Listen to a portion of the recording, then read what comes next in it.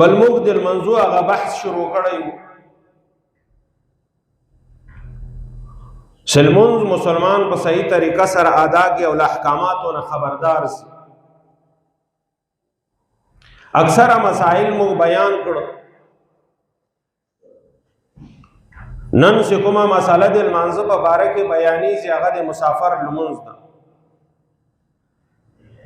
یو سړی چې سفر کوي نو دی به د سفر په حالت کې د خپل فریضه سوړ ادا کوي. د لمانځه والا فریضه به په کومه طریقه سره ادا کوي.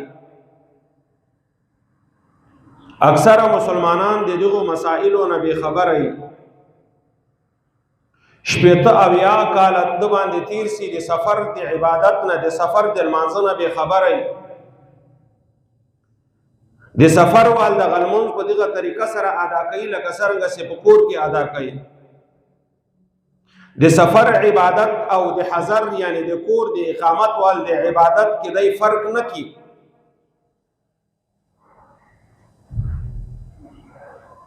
زیات عمر د زندگی تیر سی د دینه به خبره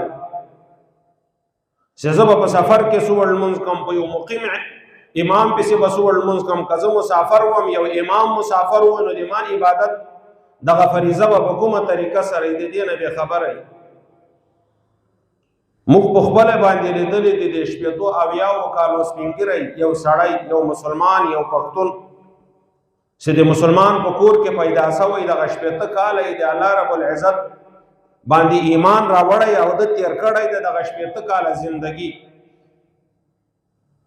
لیکن د دغه فریضې چې په سفر کې یو مسلمان ادا کوي د دې نه بې خبره.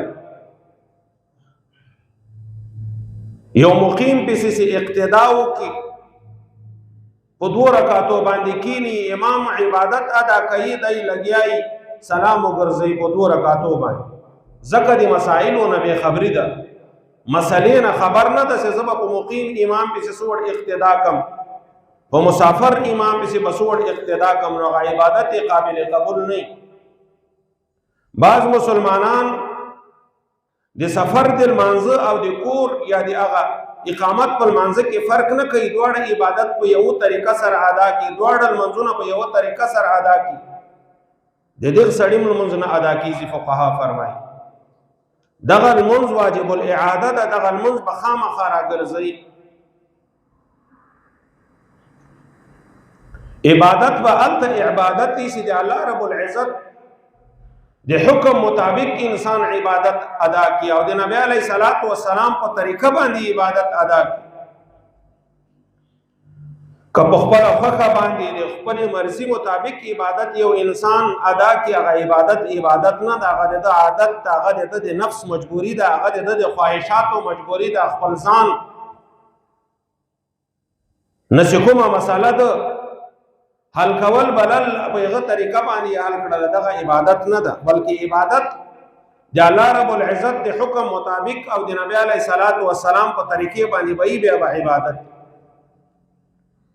کله الله رب العزت له جانب نه حکم نه او طریقه د نبی علیہ الصلوۃ والسلام نه که څومره بهترین شکل او صورت باندې یو سړی عمل ادا کی هغه عبادت نه ده. هغه الله رب العزت ته قابل قبول نه ده. نو محترم ورونو بنیادی مسائل دی باید هر مسلمان په دغه مسائلو باندې ځان خبر کی.